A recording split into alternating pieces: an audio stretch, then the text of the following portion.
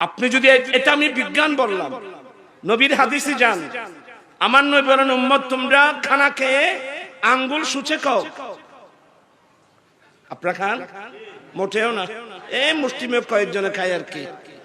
এরপরে আল্লাহর নবী বলেন উম্মত তোমরা বর্তন মুছে খাও। তোমরা বর্তন তোমরা মুছে খাও, কারণ বর্তন যদি মুছে না খাও, বর্তনের মধ্যে কিছু থাকলে আপনার খাওয়ার মধ্যে শয়তান অংশীদার হবে। এই খাবার আপনার ভিতরে গিয়ে অন্ধকার সৃষ্টি হবে, কলম নষ্ট হবে। আর যখন আপনি বর্তন মুছে খাবেন, ইবলিস আর মুখ দিতে পারলো না। আমার দয়াল নবী বলেন এই বর্তন আপনার জন্য আল্লাহর কাছে দোয়া করবে, আল্লাহুম্মা খাল্লিসু মিনান নার কামা খাল্লাসানি মিনাল আল্লাহুম্মা খাল্লিসু মিনান নার কামা খাল্লাসানি মিনাশ শয়তান। আয় আল্লাহ, এই বান্দা যেভাবে আমাকে শয়তান থেকে রক্ষা করেছে, তেমনি ভাবে তুমি তাকে জাহান্নামের আগুন থেকে রক্ষা করো। কে দোয়া করবে?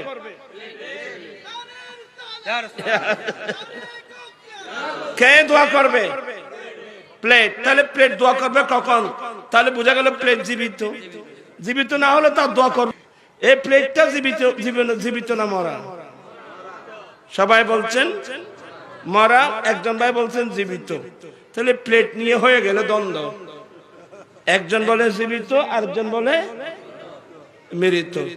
তো যারা মৃত বলবে তোমার দলিল কি? হুজুর এটা আওয়াজ করতে পারে না, নড়াচড়া করতে পারে না। ও আচ্ছা, এজন্য মৃত্যু।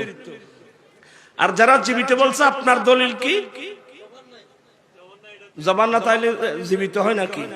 এ আল্লাহ, পারবেন না আপনারা, এগুলো বুঝবেন না। এগুলো বুঝতে গেলে বিজ্ঞান পড়তে হবে। আপনাকে বিজ্ঞানের ছাত্র হতে হবে। অনেক সময় তো বিজ্ঞানের ছাত্ররাও বিজ্ঞান বুঝে না।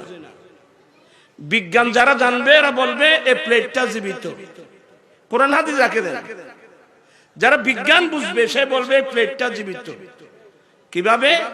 এটা একটা জড় পদার্থ, অসংখ্য কণা, অসংখ্য ধূলিকণা একে অপরের সাথে জড়িয়ে ধরে একটা কি জড় পদার্থ। এক কণা অপর কণাকে জড়িয়ে ধরার জন্য মাঝখানে আকর্ষণ লাগবে। আকর্ষণ তখন থাকবে যখন তার মধ্যে আত্মা থাকবে। প্রমাণিত হয়ে গেল প্লেটটা কি। তাই দেখি তুমি এবার বিজ্ঞান দিয়ে এটা খণ্ডন করো।